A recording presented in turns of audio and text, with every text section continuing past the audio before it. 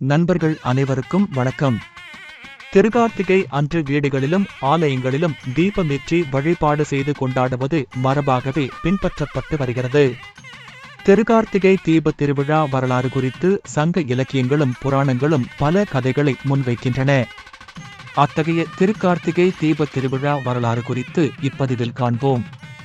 கார்த்திகை தீப திருவிழா கொண்டாடுவதற்கு 4 காரணங்கள் கூறப்படுகின்றன.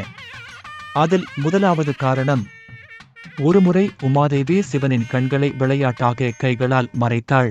அப்போது பிரபஞ்சமே இருள்மயமானது. உயிர்கள் அனைத்தும் துயரில் ஆழ்ந்தன. இச்செயலால் தேவிக்கு பாவம் உண்டானது. விமோசனம் தேடி காஞ்சிபுரம் சென்று சிவனை நோக்கி தவத்தில் ஆழ்ந்தாள். இறைவனும் தேவிக்கு காட்சியளித்து திருக்கார்த்திகை நாளில் திருவண்ணாமலை வரும்படி அருள் புரிந்தார். தேவியும் அண்ணாமலையில் உள்ள பவழக்குன்று மலையில் இருந்த கௌதம் மகரிஷி உதவியுடன் பர்ணசாலை அமைத்து தவம் செய்தாள். பௌர்ணமி சந்திரன் கார்த்திகையில் சஞ்சரிக்கும் வேளை வந்தது.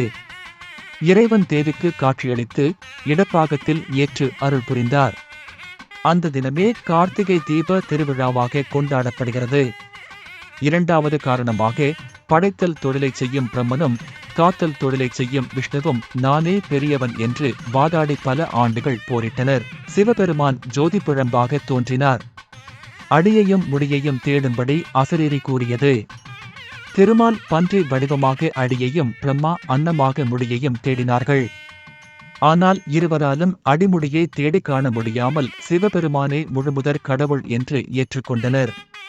அவர்கள் இருவரும் தாம் கண்ட ஜோதியை எல்லோரும் காணும்படி காட்டியருள வேண்டும் என்று விண்ணப்பிக்க அவர் திருக்கார்த்திகை நாளன்று காட்டியருளினார். இந்த தத்துவத்தை விளக்குவதே கார்த்திகை விளக்கீடு ஆகும். மூன்றாவதாக, சிவபெருமான் தனது நெற்றிக்கண்ணில் இருந்து முருகப்பெருமானை, அதாவது ஆறுமுகனை தோற்றுவித்தார். சிவபெருமானின் நெற்றிக்கண்ணிலிருந்து வந்த நெருப்பு தனித்தனியாக 6 குழந்தைகளாக சரவண பொய்கையில் விழுந்தன. அக்குழந்தைகள் 6 கார்த்திகை பெண்களிடம் வளர்ந்தன. பிறகு பார்வதி தேவி கார்த்திகை தீபம் அன்று 6 குழந்தைகளையும் ஒன்றாக அணைக்கும் பொழுது ஆறுமுகனாக முருகன் தோன்றினார்.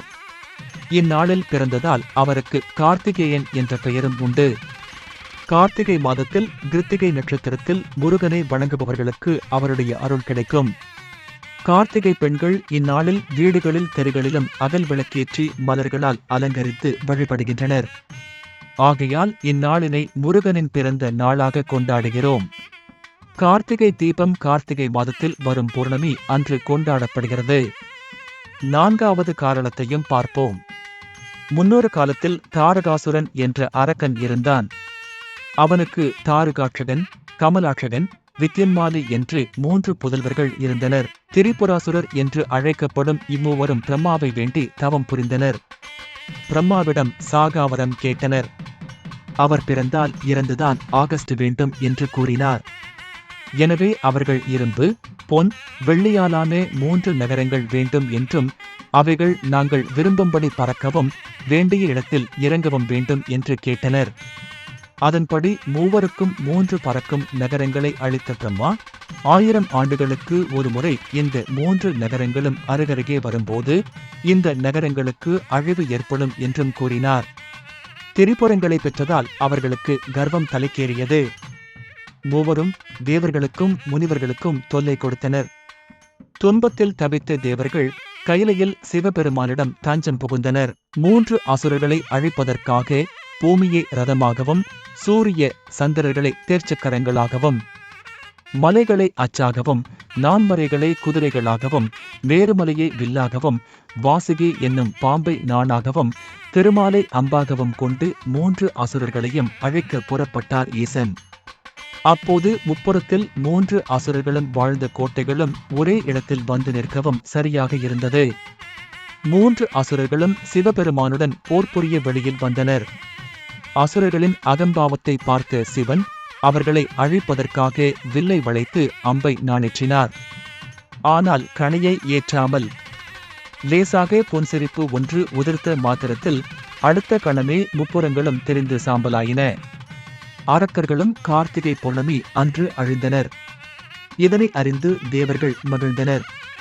அந்த நாளை திருக்கார்த்திகை தீப நாளாக கொண்டாடுகிறோம். இவ்வாறு திருக்கார்த்திகை வரலாறு பல கூறப்படுகிறது. இருந்தாலும் இதனுள் சில அறிவியலும் உள்ளது. இறைவன் உலக மக்களுக்கு ஒளி வடிவில் காட்சி தருகிறான்.